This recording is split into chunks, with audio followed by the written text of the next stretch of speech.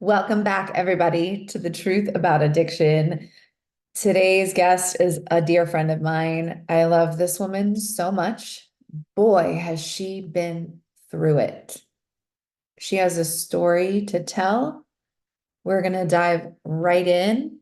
This conversation is a little different than some of my others, but we just don't waste any time. And I cannot wait for you guys to meet her and hopefully get inspired by her story and her mission.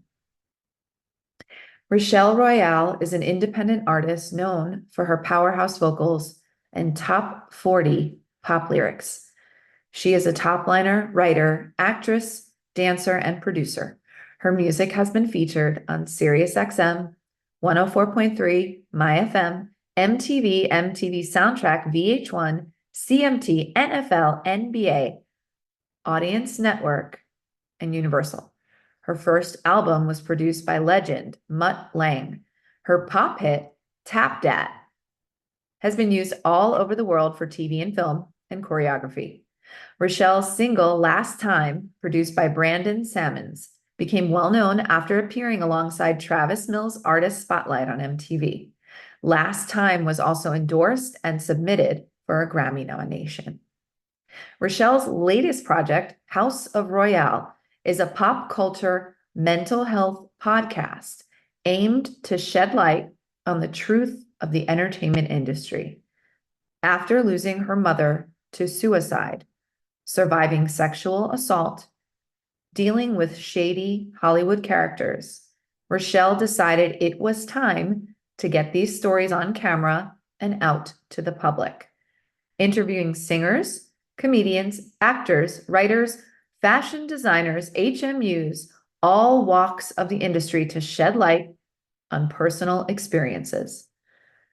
I want to encourage women to learn how to engineer, produce, do it all on their own so we don't have to be compromised anymore ever again.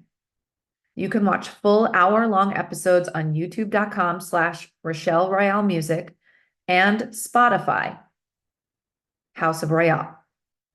New music is also underway with a pop club EP coming this summer. In addition, download Song of the Month on the podcast Patreon page, patreon.com/House of Royale. Let's get started. Tell me what you need and tell me where you bleed, and I will listen. I can listen. Oh, I will listen to you. Here's why women are awesome. And then I remember that I am so excited to be here to make a change in the world and to make life more enjoyable and more productive for women, because that's what I personally need and want, and that's it. Because it's like, I think I'm just going to be one of those people that probably doesn't get married just because I don't have the patience. I just don't. But like for women, I have the patience because I know that I want to live life with happiness, like for example, like it's becoming more and more common for women to just have a child without a father. And like Whitney Cummings just did that. And then Lala Kent just got pregnant by insemination or whatever. And like Lala Kent stated that she's so traumatized by what she went through with her past husband that she literally cannot deal with another partner. Like she doesn't even want to share her children because she doesn't want to go through the heartbreak. And it was like the Heather McDonald podcast, and Heather's two guests are a lesbian couple. And so of course they're loving this, but one of the guests host, she was like, I don't blame women for not wanting to include a man in that process. And for the first time in my life, I was kind of like, oh my God, yeah. I mean, maybe I could do that at some point if I really wanted to have a kid. Because I think the whole time for me, I'm just like, if I can't be in a healthy, stable relationship, I will never have a child, you know? So it's just like, it's insane to watch society shift and change so rapidly right now. And I feel so blessed to be a part of this bubble that is the podcast community, because it truly is a bunch of women taking the shame out of like new ways to live. Mm-hmm. And just being like, we don't have to settle. We don't have to, like, yeah, relationships are hard and yeah, you have to put in the work, but it's like at the end of the day, in my experience, and I know that like we can definitely put different types of women into different types of categories. And for me, I am, being a sex worker and having sugar daddies and having the experience of a man being like, I'm just going to take care of you. And then literally feeling like he might murder you. Like that has always been my experience with a man, is like they get super possessive and then they get weirdly angry or violent. And because now listening to women that I feel that I identify with that have the same like history as me, they have the same experience. Yep. So it's like, most like male comedians will be like, really, ladies? Because if you're still single at a certain age, you got to look in the mirror. And it's like, yeah, I mean, we do. We're all in therapy. We're all working on ourselves, and we all deal with a lot when we step into a relationship. And it does feel like babysitting a man-child every single fucking time. And so I feel like, yeah, I will always continue to work on myself. But to all the male comics that love to make that joke, like, I can't wait to date a man that has his shit together. I can't wait to date a man that's in therapy and working on himself. And when I bring up the word empathy, he's not getting angry or upset or confused. Confused is a good one. And not to mention, like, I would just like to say, because I've shared with you kind of what's been going on the past week. It's not just who I'm dating, it's my experience in the music industry as a solo female pop recording artist. I was in therapy in 2014 because of a situation that I am currently dealing with right now. Because the same male producer who has told me how much he loves me and how talented I am and how I'm one of the most talented people he's ever worked with in his life, went ahead and gave all of my songs to another artist and has been re-recording my songs with her for the past 3 years. And here I am emailing one of the biggest management companies on the planet to send me my original contract. And here I am CCing my female attorney so that I can then show this man facts and receipts and show him why would I be in tears? Why would I be on the floor crying hysterically? Because a man's like perspective and view on business is like, well, instead of just letting the songs die and collect dust, let's make money. And I'm like, oh, wouldn't it be cool if you put the songs on me and got me a record deal and then make money? Because like, I thought that's what we were doing. I thought that's what we were trying to do the whole time. Because I was signed and I was on the radio with those songs. And I feel like in business, men tend to have such a linear view on things. with no emotion. And it's such a mystery to them why female singers are like crying and hysterical, or they quit music because of situations like this. And it's just like, how do you not take into consideration our feelings? Like, how is this a fun celebration for you right now? So it's not just with sex and love and romance and relationships. It's also in business, how men view females and women, and like how we are literally thrown in the trash. The gaslighting is unreal. And I was listening to another podcast about betrayal, and the ladies were talking about how we don't want to say anything because the person who has betrayed feels guilty for even talking about what has happened to them, because we feel so stupid for letting it happen. And I'm sorry to go on a rant like immediately, but this is why I've been in bed crying and unable to get out of bed, because I'm devastated. I'm just like, I need, and I told you and Ricky, I need someone to act like a human, to show me that there is humanity on planet Earth. Like, I just need somebody to show me that they care, you know? And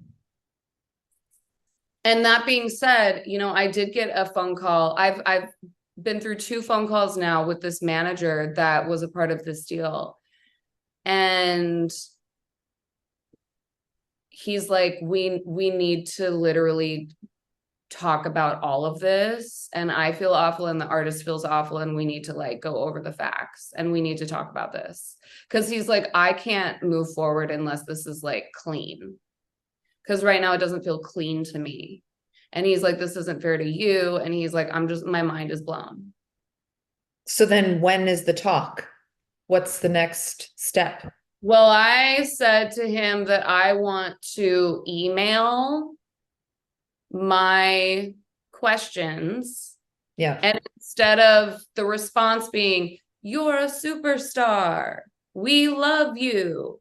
No. I want actual adult, concrete answers to my business questions. Yep. Who owns the masters? How did you purchase the masters? Why was I told since 2013 that I wasn't allowed to have the masters unless I paid X amount of dollars to this mixer? I need solid, once and for all, so that I can move on and let this die. I just need to know the truth. So then what's this next? I love that you're doing that through email, so everything is documented. It's up to me. I have to send that email. And last night I could have done it, but I chose to stay in bed and cry and just like, I don't know what else to do right now, because my body is I'm so tired. And I'm just like, you know what, Rachele, if you need to be in bed, then just fucking be in bed, because it's just too much. You'll send the email. Yeah. Yeah. For sure. Definitely. Yeah. And like, also, of course, I think business is hard for artists. And this is really, I mean, I'm looking at my emails to the head honcho over at this big management company, and I'm like, good job, Rachele. Like, you're not using any exclamation points anymore. It's very monotone. It's straight to the fucking point. You sound like a business person. Good job. Like, I do see myself improving as a business person. Yeah. So at least there's that. Yep. And it's like, I'm not excited about anything anymore. I'm just kind of like, let's stop with the fuckery, and like, who's getting paid? Like, and how? And like, but like for this scenario, I'm like, can we talk about the betrayal and like, why was I lied to for so long? I think that part is like very not business, but I just need that for me. Which you might not get. which I love that you were talking about this earlier, and I won't reveal any like specifics of what you were talking about. But I did think about this last night, how you were like, I truly wanted an apology. And to know that you're never going to get one. Whew. Ugh. Or even if you do, it's like, it's already done. Like it's already been taken from me. Yeah. You know, so now it's just kind of like, what are they really going to do? They're going to answer my questions and then be like, all right, moving on. You know? I think that's like this lesson in all the different iterations that I just keep learning. And it's just so painful when you have such an extensive history of grief. But this idea that there's like two parts, you know, it's not about the rupture, it's about the repair, which is awesome when you can repair.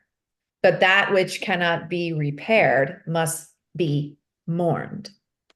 Because if you don't grieve it completely, you'll keep trying to, you'll obsessively wonder and wait and hope for that sort of vindication, and it will just suck the life and the power out of you moving forward. And it's just no way to like, you can't survive that. It's literally, spiritually speaking and emotionally, like impossible.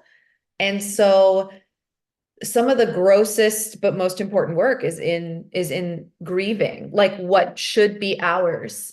And all, I'm talking about fucking human beings that have left us behind, like all of it, like, and that will never be.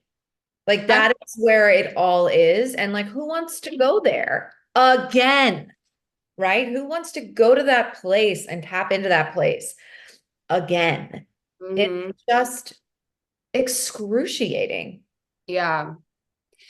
I mean, it's to the point where you and Ricky know, like, I can't get on the piano. I can't do anything by myself.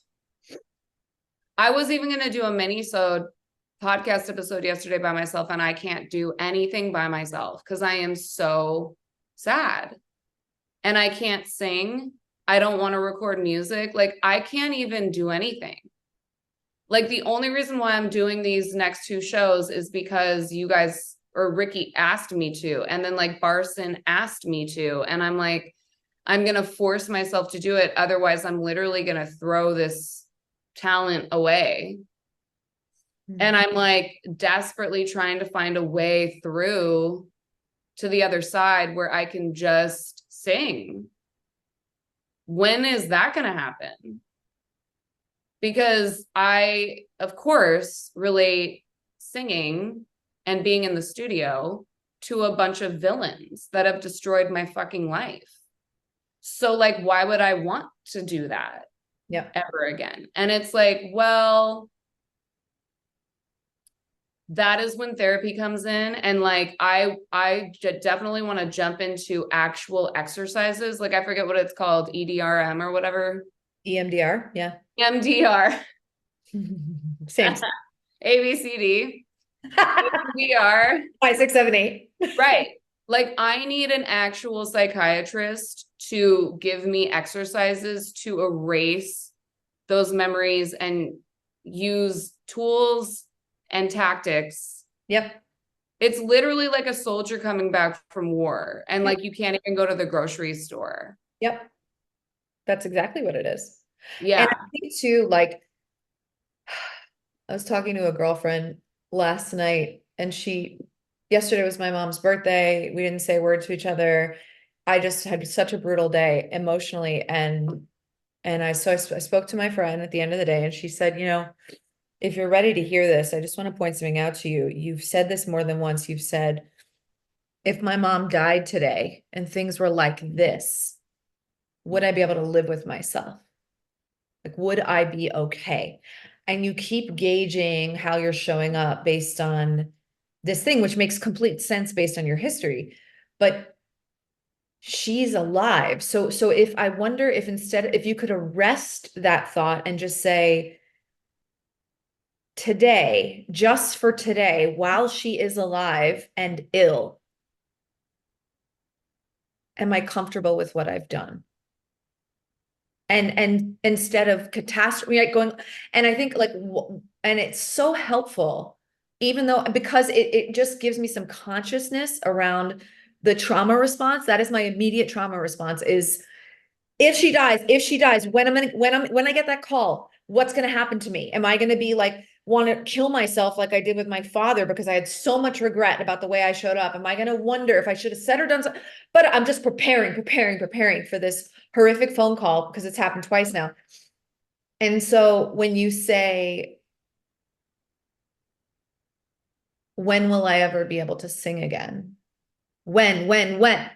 Because it's like, it's actually not even that. It's like, just for today, I'm going to lean into the healing process. That's it, because that's the way to get back to singing. It's not like, because going to the death place, you going to the singing place brings up all the trauma. It's like you jump over the healing part, you go there and you're like, well, this is fucking horrible, so I guess I'm going to stay in bed. Like, it kind of like feeds itself in this gross trauma loop instead of being like, just for today, it's not about singing, it's about healing. Well, but the problem is it's been lots of days. It's been indefinite, you know? It's like, I'll sing 3 or 4 songs for a show and then we're done with music. And I just don't, I know that it will end because I've been preparing myself so long to step back into it. And I know that like the universe is going to bring me female engineers and producers because I've asked for it for so long. So I know I'll receive it. And I know the reason why it's not happening is because I have such a block with it. And so it's like simultaneously asking for it and then pushing it away. The universe is such a dick for that. Like, that's so fucked up. I don't agree with how the universe works. I hate it. That is inherently its own block, which we need to work through. Because I would like to be on a world tour before I look, saggy and old. Like, if it's going to happen, can we I'm white, like my skin isn't going to last for that much longer. Amen. So, you know what I mean? Like, and I know that that's a whole nother conversation that women need to get over. But honestly, we're tired. Mm-hmm. Yeah. Tour is not for the weak. Yeah. Like to be able to get through something like that physically, and I mean, not to mention mentally.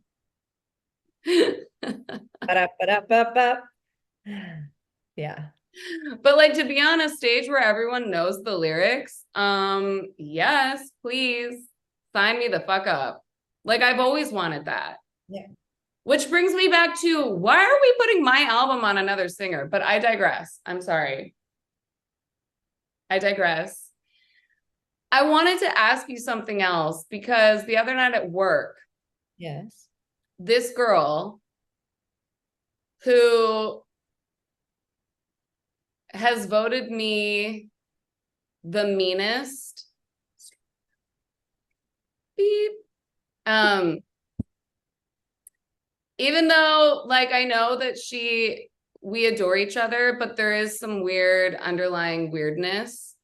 And she tells me that she is the only person in my life that calls me out on my bullshit. And she says that being a friend does not include trauma dumping. And I'm just like, okay, so as a host of a mental health podcast, where I am creating a safe space for women to trauma dump, I would just like you to know that if you haven't had a friendship in your life where you are allowed to talk about what's going on in your life, then I would highly encourage you to think about having friendships where you are allowed to do that. Mm. I have been walking around with so much shame after this girl said that to me. Like, I have been carrying it like a 1,000,000-pound weight on my chest. Like, how dare she make me feel guilty for having a real conversation with one of my girlfriends that she overheard, or she just feels like the anxiety when I've heard plenty of stories from this person as well. It's just incredible to me how women will find ways to jab at each other. And so I just want to say to all of the women out there, like, yes, we need to be in therapy because you can't always tell your friends everything and expect your friends to be there for you. And like all of our friends are going through their own shit. But like, I would never, like, the reason why I'm so close with you is because you and I have such spectacular, beautiful, in-depth, trauma dumping conversations that have allowed us to connect as human beings, as friends. So like, what is a friendship if you're not able to talk about what's going on? Why do you think it bothered you the way that it did? Like, what's at the heart of what it triggered? Because if it brought shame up in you, it triggered something in you, which you just mentioned a bunch of things, but like if you boiled it down, what did that activate? I think that most women are afraid of oversharing. Most women are afraid of being too talkative or chatty Cathy, or whereas like during the pandemic, when I started watching podcasts, I was like, oh, like here's 20 of like the most powerful women sitting down in their living room on a microphone oversharing. Finally. And we finally don't have to feel bad for it. Because the reason why it hit me so hard is because that's such a masculine male thing to say to a woman, is like, oh, she's talking too much. Oh, she's too loud. Men don't want to hear it. Men don't want to sit there. But I mean, some guy these days, it is changing. We're actually, men love the tea, honestly. Men love to hear the tea and the drum, and like. So she was a representation of everything you're trying to overcome by doing the podcast the way that you're doing it. Well, I mean, I think it's everything women are trying to overcome in general. Definitely. I think women are always shamed for like being such magical healing unicorns. Like, we are witches. We are oversharing because we have to. This is survival. We're like changing the fabric of the narrative for women right now in real time. And I think because she's so shy and uncomfortable and doesn't want to do that herself, it makes her feel like out of control to hear someone else's stuff or whatever. So how do you safeguard yourself from taking on shame that isn't yours to carry? Talking about it. Like what I'm doing right now with you is definitely the most cathartic thing that we can do, which is another wild thing to me, is like, you know, I lost my own mother to suicide because she didn't have anyone to talk to. She didn't have anyone to trauma dump on. And held it all inside, and then therefore needed to end her life because the pain was too much. And so it begs the question, why are we shaming women for trauma dumping? We need to. It's a lot of trauma. It's a lot of crazy, weird shit that we've all dealt with silently because we feel so judged for being a woman. It's interesting because when I think about, you know, my ability to hold space for people who are hurting, right? It's two things. One is that I have so much personal experience with trauma that I can deeply empathize and find compassion for the person on the other end of it. And it takes an exquisite amount of vulnerability to not turn away from somebody's pain. And we are all so fucking numb and guarded. I mean, God, in every loss I've faced, just the cultural inadequacy to hold space for my grief is just astounding to me. So, not that it lends, it an excuse for that girl, Mm-hmm. but it's so rare to find those people who have both the personal experience and the emotional bandwidth to be And both. by the way, and to find people that won't hold it against you later on. Like that's a whole other thing. Yes, it is. And now that I'm working with so many women, it's like building long-lasting friendships, and I'll always make little statements to the women, like to the camera, like, hey girls, remember, just every single woman is different. Everyone has a different personality, different perspective. And if we're going to keep these women around, keep them in our lives, it's like ending that toxic behavior, especially amongst us single women. It's the underlying competitiveness with men too. Like that keeps people from being true friends. Like it's, so it's like, yeah, for those of us who are like, we don't even have a choice. Like we just are vulnerable and we just are transparent and wear our heart on our sleeves, which is why we're hosting podcasts in the first place, because you do have to be a certain type of person to do this. But God forbid we keep walking through life with fake friendships. What are we doing? Yep. Like, where is the Yaya sisterhood where we're all sitting in a circle crying together? Like, that's what needs to be happening. Because that's how powerful women are. And that's why that's why we need girl time. Absolutely. Yeah. So yeah, it's just, it is a lot of fear, like fear mentality, scarcity mindset. There can only be one of me, he can only be with me. I mean, I just witnessed myself and how I reacted. I thought I was going to date a new boy. And then I found out that he was like, had spent a full month courting another girl at my work. And in Singleville, you're not supposed to hold that against people because everyone's allowed to talk to whoever they want. They can date whoever they want. The reason why I was upset is because this man told me that he had never been there, didn't know anything about it, played that role with me.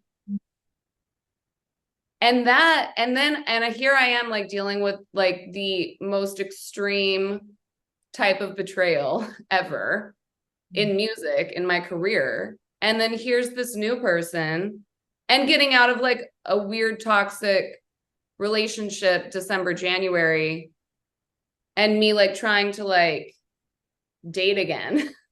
And having this guy who literally is just like in the Pete Davidson category, so I should have known better, but as a woman, I didn't blame her.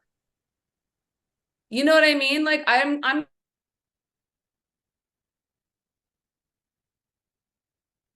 he's the one, And so because I'm like doing all of this work with women, I'm like immediately stopped myself from feeling that angst towards her, which of course it still stings. And of course I still like, she's so much younger than me. And like the way that she's like staring at me and like, she's hurt. She's hurt because I was the other woman and I didn't even know.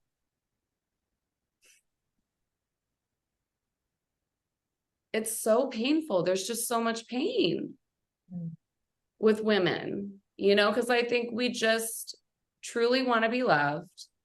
And we're like up against all this weird shit. It's funny. I mean, yes, exactly. As you're saying all that, I was thinking just how many times we've heard this, but that it continues to ring true, that everything about, in this case, women sort of pitting themselves against one another boils down to a lack of worthiness somewhere. And there's 1,000 reasons why that happens, unique to each person. However, from the cultural lens, the ways in which women are gaslit Mm-hmm. from the gate, not trust themselves, which Yeah. inherently will deplete a sense of worthiness. If your insides are screaming something and you are taught to shut up and look pretty and stay quiet, you are not going to believe your ideas and your intuition have any value and any merit. So, and I again, it's just like to drive it all the way back to the very second we fucking come out into this world, how much is against us that by the time we're women in adulthood, it's no wonder we have no idea how to hold space for each other. Yeah. It's no fucking wonder. And then you add on top of it the patriarchy Yeah. and the layers. And I mean, it's absolutely a miracle when two women can be their true selves with one another with no jealousy. Yeah. It's and it's so sad that that is the exception and not the rule. But at least for now, it is. And, the only thing we can do is be really discerning about who we exchange our energy with and cultivate sort of a tribe Oh, of wait. men. Oh, okay. You were frozen. All we can do is cultivate a tribe of women who are trying to navigate life with this type of awareness and create sort of a community of warriors. I mean, Yeah. that's all that we can do, and push the narrative forward by speaking out about all of these things. And I mean, as a mother, I know there's this idea of like, I just want my kids to be happy, and I want my kids to be resilient. I wasn't taught that. I was not, I was only taught that I'm okay if everything outside of me is okay. So if I have the straight A's and the skinny body and the pretty face and the good job, then I am okay and I am safe in the world and I am worthy, which prepared me not at all for all matters of the heart. However, even beyond that,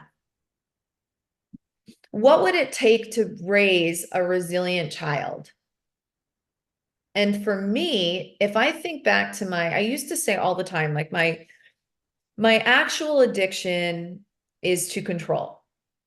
And now that I've continued to peel back, spiritually speaking, all these layers of sort of how I have operated in the world, I actually think my original and most deeply cemented addiction was self-abandonment.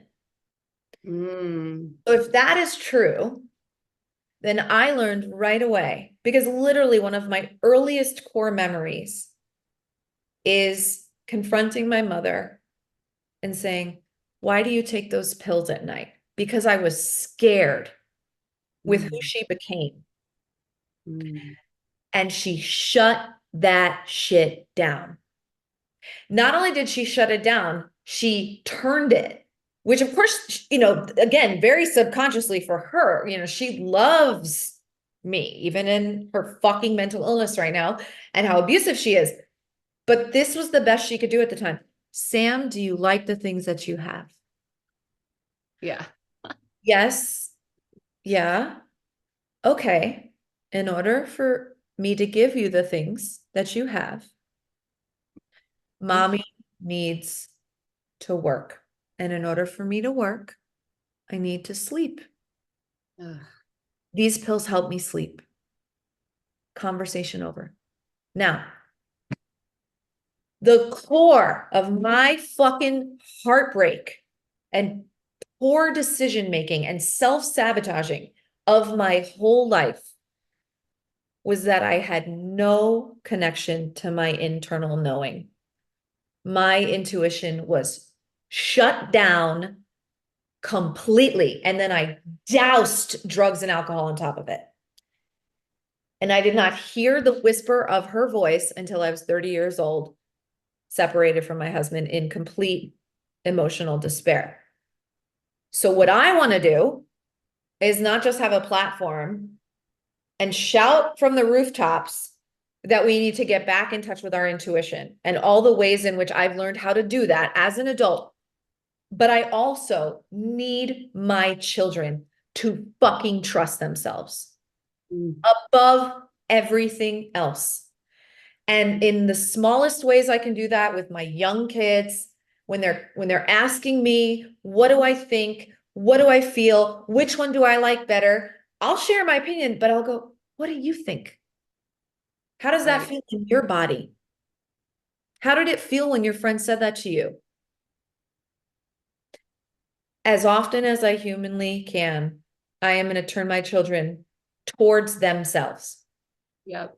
Because if they've got a connection there, that is a great fucking start, because the entire world is going to pull them away from themselves.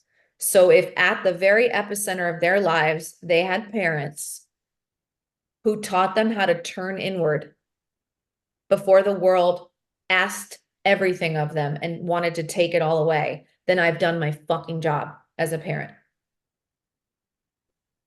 And that's the other thing that's so hard, especially in business. And I guess for women, it's more common, but intuition, it can physically hurt. Like your body can literally physically hurt. I went through that with the relationship in December, January, where like I constantly was envisioning myself like violently vomiting. And it was like, hello, get out. This is like putting you in fight or flight mode, and your body is like screaming bloody murder. And you're still in this? Why? And then with these emails and with this music situation, I keep thinking, Rachele, if we took this to court, would they make you look like an idiot? Like, are you wrong? Are you crazy? And then I'm just like, the reason why you feel this way is because what was done to you is so wrong. But I'm still thinking to myself, maybe I'm wrong, because that's how we're made to feel. Like you're just an over emotional woman making something out of nothing. And so I'm so grateful that you're teaching your kids that, because yeah, if you feel that way, more often than not, you're probably right.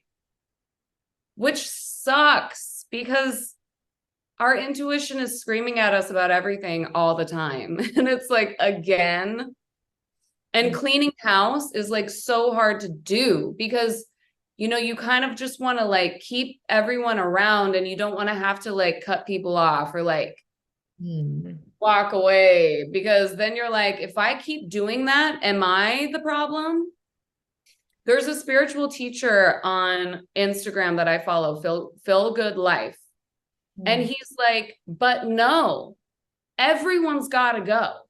And then you keep going, because you're never going to get here unless you keep cleaning it out. Yep.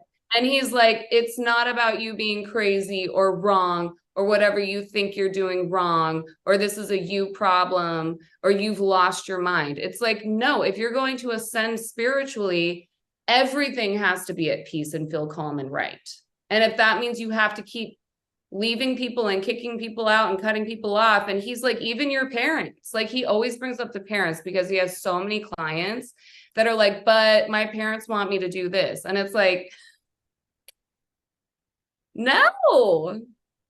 Okay, so this is like, I'm so excited about just the natural evolution of this conversation, because if we talk about the word addiction, and we just put any type of substance on a shelf. Because one thing that I'm deeply passionate about and what my book is so much about is the idea of emotional addiction that is seeping through our culture like a fucking parasite at rapid speed. So fuck the idea of being like a fall down drunk and a cocaine addict for a second. Let's talk about what we're really saying. If my first learned behavior emotionally was to turn away from my intuition, and as you said, my intuition and yours and every person on the planet is often telling us something that hurts like hell. Okay. If I learned that to be safe and loved in the world was to shut it the fuck up. As soon as my mom said that to me, better not ever say that again. I don't want to lose my mom's love. I don't want to lose my proximity to her. She's who keeps me safe in the world. She's who feeds me, who gives me shelter. Now, slowly, I am emotionally becoming conditioned that the way forward is not at all to listen to my intuition, because that can create disconnect from my closest people, rupture, pain, emotional, physical pain. So what I'm going to chase is abandoning my intuition. I'm going to chase a dopamine hit, even if it's actually not good for me, because initially it was. It is what kept me alive as a child for years and years and years. So now we're adults who have these addictive patterns, going to these gross places for comfort that are actually very harmful, but they're so familiar in our nervous system. It feels like fucking home. And going into the knowing is sometimes way more terrifying because it's new and it shouldn't be, but it is. And until that becomes a practice of, oh my God, when I think about this relationship, the vision I'm getting is violently puking. And if I can stay there and go, what is my body telling me? It's telling me get out.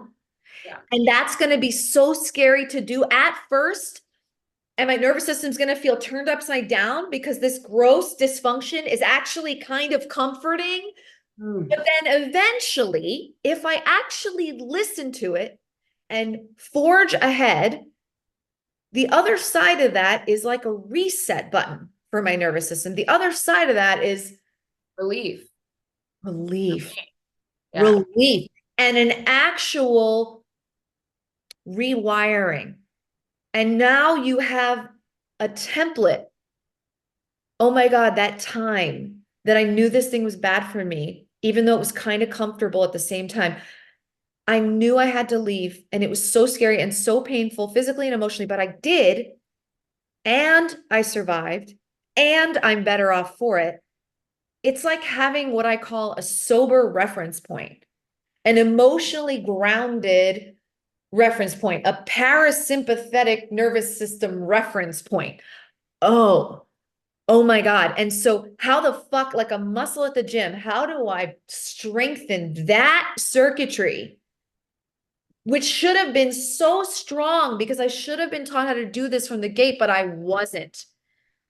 How do I now, as an adult who sees what's happening from my highest level of consciousness, try to gain agency over being in the cycle of dysfunction and honoring that intuitive voice again and again, because I can trust that if I get to the other side of it, it's going to be so much better.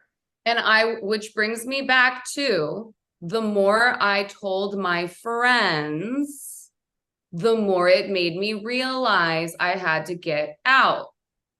if I had stayed silent and lied to everybody. And that brings me back to my point, is like, why are we telling women, don't trauma dump? Don't be doing that to your friends. It's like, what? Like, my friends are supposed to be protecting me. If I'm in a dangerous situation, my girlfriends should be on high alert and be like, honey, this is not good. And if and when you decide that you're going to wake up from the sleep that you're in, we're here for you. Actually, you know what's fascinating about this point? I want to bring this up and see how you feel about it, because since my earliest role was self-abandonment and basically morphing myself into whatever the person across from me needed, I gained a lot of worthiness out of being the fixer, the saver, the mediator. So in my sobriety, in my therapy, something I've had to learn, and in my marriage, because most of the time, even though I have really good advice, in my opinion, my husband doesn't give a flying fuck. He's like, I just really wanted you to listen. I don't need your thank you, but I know you're trying to help. I have had to learn that my worthiness is not that. It's a wonderful part of who I am. I have to ask my friends as a practice for my own healing. Which you've done with me. Do you want me to listen? Yeah. Do you want my advice? Right. And so on the side of like the flip side of like, you know, are you a friend if you're not actually kind of stepping in and going like, I don't know about this. I don't know. Like, even with you, you know, I'm like, I'm not sure she wants to hear it. I'm not sure she's ready to hear it. I'm not sure that's my role. I'm not sure. So it's like very interesting, because my default, I get sad if my girlfriends are not like, oh my God. isn't that fascinating? Like, So with you, you want me to be that person. But with my husband, he absolutely does not want me to be that person. yeah, I mean, it depends. It depends. You know, it's like that one time you were like, you should totally do OnlyFans. And I was like, oh my God. It definitely depends. But most of the time, I'm like, if you're not crying with me, we're not friends. Like, you know what I'm saying? And I would also like to end on this note, because I do have to leave at 1, because I have an OnlyFans show coming to talk about OnlyFans. A woman on TikTok posted about the 4 agreements and how it's so much better to not react. Like, you're such a wise old soul if you're just like, I am unbothered. And I'm just like, can you say that to Gloria Allred or like Ruth Bader Ginsburg? Can you tell that to them? Because if they hadn't fought for our rights, and Gloria's still doing it, she's still alive and a female attorney representing every woman that has ever been sexually assaulted by a powerful, rich, famous man. I mean, she has gone to war for us. If she was following the 4 agreements, she would be in a corner meditating, being like, I am non-reactive. This does not bother me. I don't agree with that at all. I think it's super fucked up to tell people to just not react. And I feel like, yeah, in certain situations, it's probably best to take, well, it is best to take 48 hours and then respond in a fight or an argument or a debacle, you know. But like, here I am. Do you know how many musicians have messaged me telling me that I should come out with the real story? And I'm going, I don't want to be that girl. I don't want to say it because it's going to make me look stupid and like I'm whining because I don't have a career. And it's like, and then a part of me is like, but didn't you create a podcast to speak the truth about what really goes on? So that is like where I'm at right now in this shit storm. I'm just like, I wonder how it's going to progress. And no matter what, I'm going to keep it classy. Yep. But I will find a way in my own way to speak on what happened to me without throwing anyone under the bus, because I do think it's super important to make show business better for everybody. It's not just the music industry. It's contracts are evil and people are evil and people just want to make money and they will use artists. I mean, look at all the strikes, right? It's like, and all of these people that tell us how talented we are and how amazing we are. You're a superstar. You're such a star. Like, why aren't you in movies? Why aren't you on a world tour? Well, because I've gotten fucked by like 25 men who all said the same. Oh, it just makes me want to cry. Who have all said the same thing to me. And I'm stripping to pay rent. Like, which isn't anyone's fault, and I take full responsibility. But really, like, I could have been on a world tour if someone had like just been mature and been like, no, we're gonna protect Rachele and we're just gonna focus on making money and ticket sales, and like we're gonna make this function and we're gonna make it work. Yeah. It could have happened. I know in my soul it could have happened. Like 4 different times it could have happened.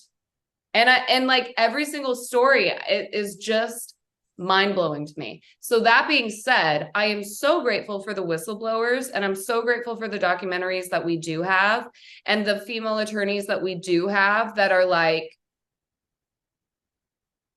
walking the hardest road to make change.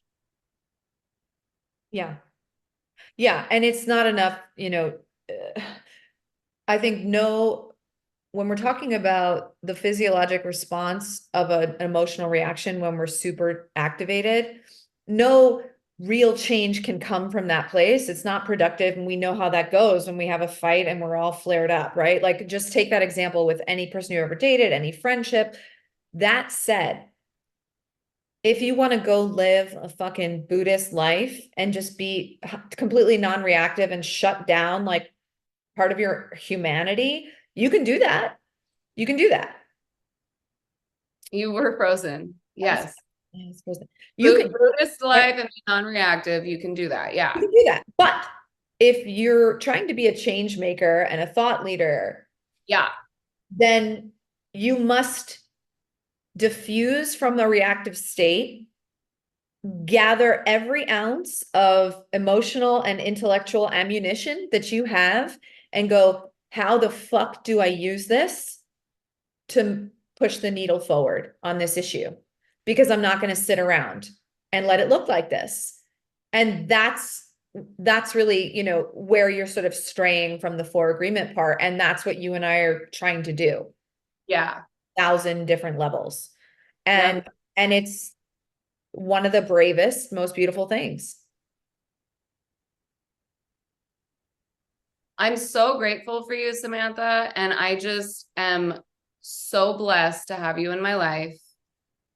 And I truly want to continue to have friendships like this with women so that other women can see this and be like, oh, that's what it's supposed to look like and feel like and sound like, between 2 women that support each other, that are just helping each other grow, but also 2 women that are actively doing the work. And like, we're not in denial. We are looking in the mirror. We are constantly ready to make changes. It's like, we are open to shifting and evolving and growing. Mm-hmm. And it's like, to all the women out there that are in a space similar to ours, find other women that are actively working on themselves too. Because if people are not doing that, they're going to make you feel like your transparency and vulnerability is a crime. And we don't want that. Amen, babe. I love you. I love you too. Thank you so much for having me on. I have chills. Thanks for coming. I'll speak to you in like 5 minutes. Okay. Bye.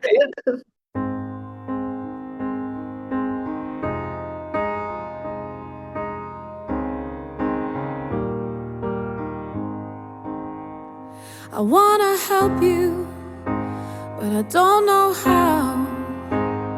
I wanna guide you, but I can't figure it out. So tell me what you need, and tell me where you bleed, and I will listen. I can listen. Oh, I will listen to you. You seem so stuck there, holding on to some old story, still going strong. So tell me what you did, and tell me how you lived, and I will listen. I can listen. Oh, I will listen to you. Where can you go now? Can I keep you from falling down? If you just keep floating, you won't drown. There's a knowing that can be found. If you listen, can you listen? Oh, I will listen to you. There's a voice deep inside you that will be there to guide you. So tell me, what do you hear? Can you quiet your worst fear? If you listen, can you listen? Oh, I will listen to you. Where can you go now? Can I keep you from falling down? If you just keep floating, you won't drown. There's a knowing that can be found. If you listen, I can listen. Oh, I will listen to you.